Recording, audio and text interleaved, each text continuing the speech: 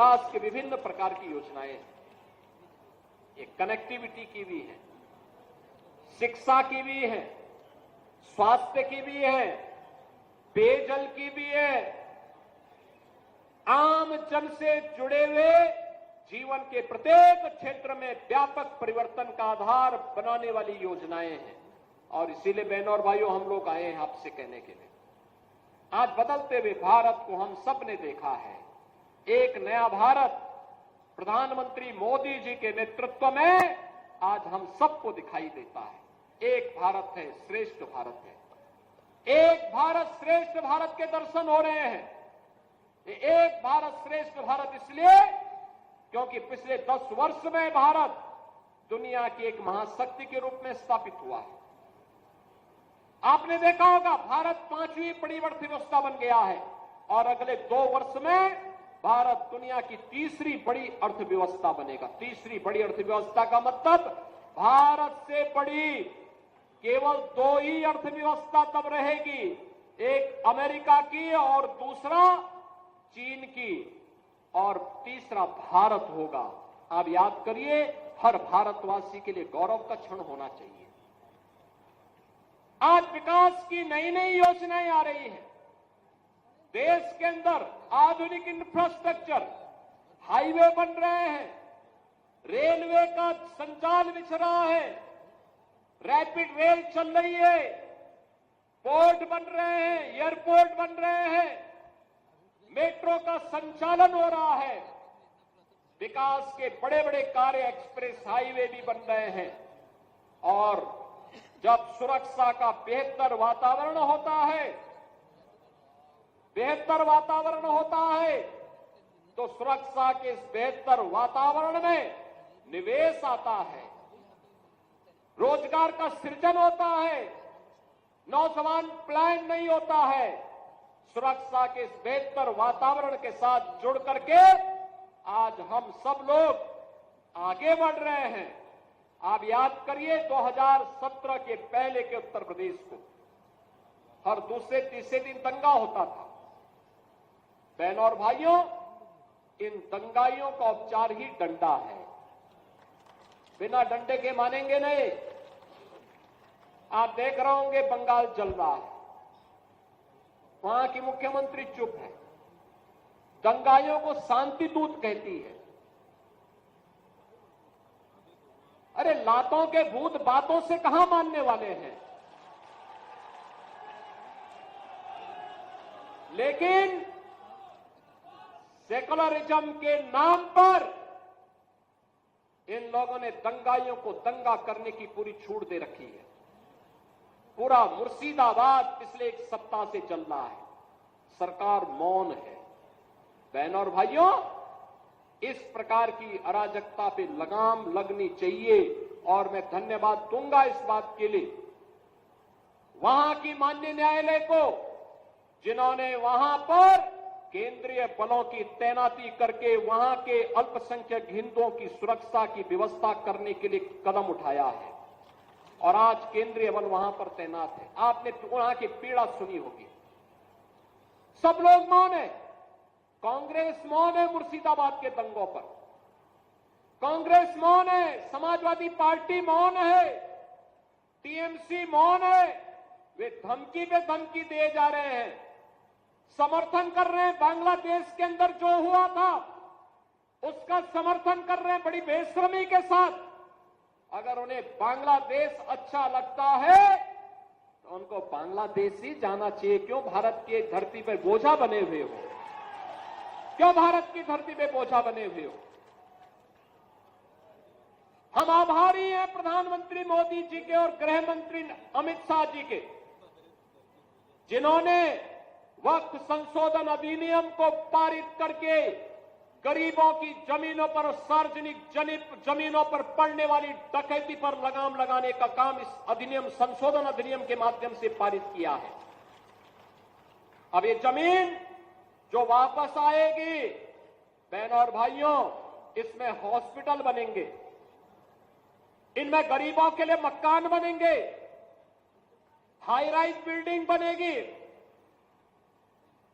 यहां पर स्कूल बनेंगे, विश्वविद्यालय बनेंगे, निवेश के लिए लैंड बैंक बनेगा, लेकिन किसी को जमीन पर कब्जा करके गुंडागिर्दी करने की छूट अब नहीं मिलेगी।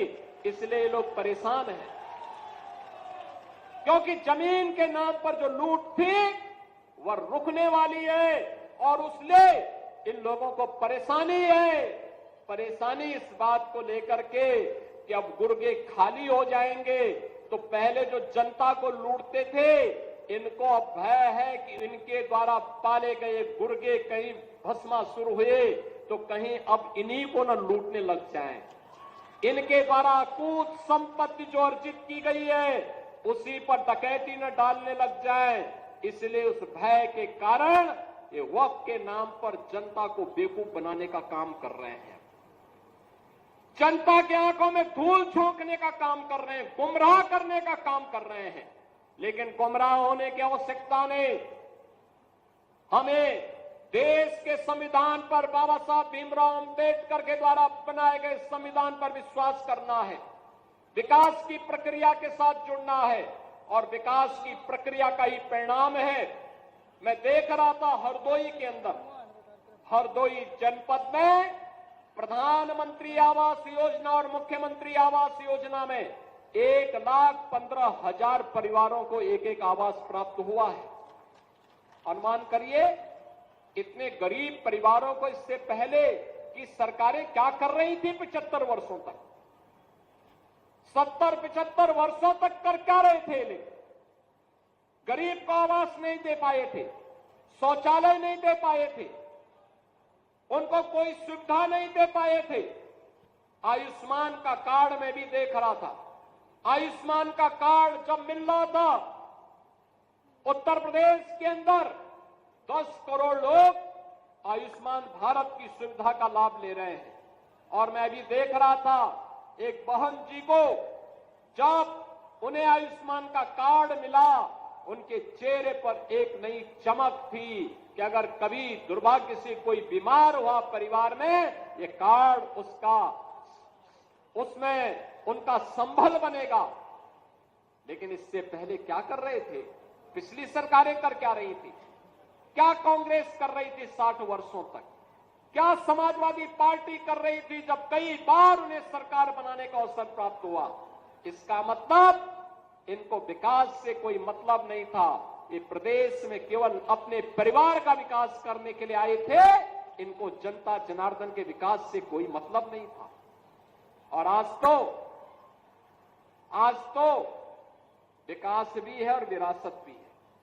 गरीब को राशन मिल रहा है, नौजवान को नौकरी और रोजगार मिल रहा है, अन्नदाता किसान को किसान सम्मान निधि का लाभ मिल रहा है, महिलाओं को लखपति दीदी की जैसी योजनाओं के साथ जोड़ने का काम किया जा रहा है। आत्मनिर्भर भारत के लिए प्रधानमंत्री जी ने कुछ बातें कही हैं। विकसित भारत की परिकल्पना को साकार करने के लिए आत्मनिर्भर बनना पड़ेगा, महिलाओं को विकास के साथ अधिक से अधिक भागीदार बनाना पड़ेगा, नौजवानों को उनके स्केल को स्पीड और स्किल के साथ जोड़ने की कार्रवाई के साथ आगे बढ़ना पड़ेगा। और अगर हम कर पाएंगे तो 2047 में भारत को दुनिया की सबसे बड़ी ताकत बनने से कोई रोक नहीं सकता है। और यही तो सपना था देश की आजादी के इन अमर सेनानियों का, यही सपना था। यही तो पंडित राम प्रसाद बिस्मिल कहते थे, यही तो कहते थे कि तेरा वैभव अमर रहे मां, हम दिन चार रहे न रहे। यही तो चंद्रशेखर आजाद कहते थे, यही तो ठाकुर रोशन सिंह कहते थे और यही अस्फाउल्लाह खां कहते थे। बहनों और भाइयों, अमर सेनानियों का यही गान था। भारत माता के वैभव को चरम तक पहुंचाने के लिए, भारत माता के विकास को ध्यान में रख करके जो रोड मैप आज प्रधानमंत्री मोदी जी के नेतृत्व में बना है, इसे अंतिम पायदान पर बैठे हुए व्यक्ति तक पहुंचा करके एक विकसित भारत की परिकल्पना को साकार करना है।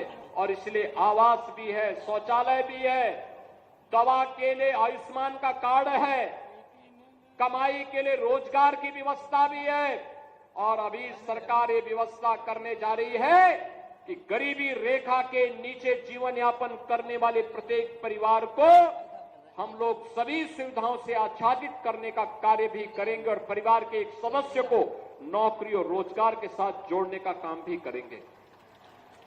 हरदोई वासियों ने आज विकास की प्रक्रिया के साथ भारतीय जनता पार्टी से जुड़े हुए हमारे सभी सहयोगी साथियों के साथ, माननीय सांसद, माननीय विधायक, पंचायतों से, नगर निकायों से जुड़े हुए जनप्रतिनिधियों के साथ मिलकर के विकास की जिस प्रक्रिया के साथ आगे बढ़ रहे हैं, आने वाले समय में विकास का लाभ समाज के प्रत्येक तबके को आगे बढ़ाने में सहायक होगा।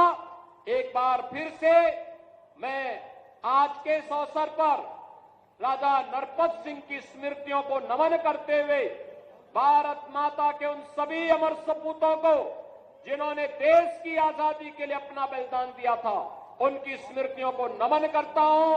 माननीय विधायक जी को, माननीय सांसद जी को हृदय से धन्यवाद देते हुए आप सभी को इन योजनाओं के प्रति अपनी शुभकामनाएं देते हुए वाणी को विराम देता हूं। धन्यवाद।